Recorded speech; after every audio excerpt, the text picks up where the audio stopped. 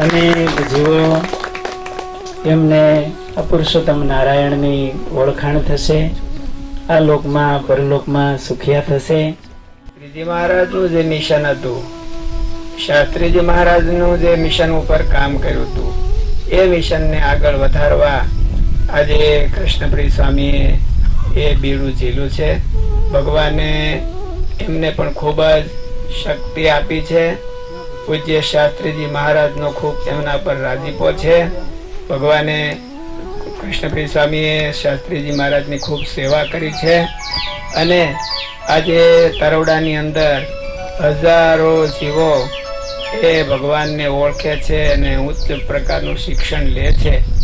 એવું ને એવું આ સેન્ટર પણ હજારો જીવોને ઉપયોગમાં આવે અને શ્રીજી મહારાજનું મિશન છે આમાંથી સાર્થક થાય, એની અંદર આ સેન્ટર કામ કરે એવી આજના મંગળ દિને આપણે ભગવાનના ચરણોમાં અને પૂજ્ય ગુરુ મહારાજના ચરણોમાં પ્રાર્થના કરીએ. અને આવું સરસ ભાવિ કાર્ય થાય અને એમાં અનેક જીવાત્માઓ અહીંયા આવે, ભગવાનનું ભજન સ્મરણ કીર્તન કરે અને અહીંયા ભણીને તૈયાર થઈ અને ભાવનગરના એક વખત વડીલ થાય અને ભાવનગરનું કેળવણી ક્ષેત્ર પણ આગળ વધે અને રાજકારણના પણ અહીંના વિદ્યાર્થીઓ તૈયાર થઈને એક વખત આવે અને ભાવનગરને નવપલ્લવિત બનાવી ભગવાન પાસે પ્રાર્થના. બોલો સ્વામિનારાયણ ભગવાનની જય. સ્થાનમાં આજે ઠાકોરજી એમનું પૂજન થયું અને આરતી થઈ અને આ ભૂમિ પ્રવેશ થયો. આ સ્થાનમાં વિદ્યા, સદવિદ્યા અને બ્રહ્મવિદ્યા આ ત્રણેયનું સદાવ્રતનો પ્રારંભ થશે. આજ્ઞા અને ઉપાસના એનું આ કેન્દ્ર થશે અને પવિત્ર સંતો અહીંયા રહેશે. સત્સંગ વૃદ્ધિનું કાર્ય મોટું થશે.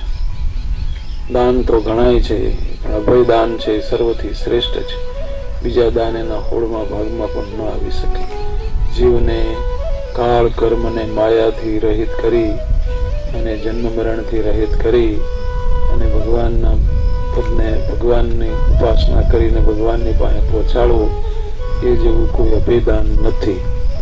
અને આ મંગલ કાર્યમાં જે મન કર્મ વચને તન મન ધનથી જે સહયોગી બન્યા છે એનું મહારાજ સર્વ પ્રકારે મંગલ વિસ્તારે, એના જીવનમાં સદાચાર સત્સંગ ભક્તિનું બળ પ્રદાન કરે અને એનામાં ભક્તિ દિન પ્રતિદિન અભિવૃદ્ધિને પામે એવી મહારાજની હૃદયથી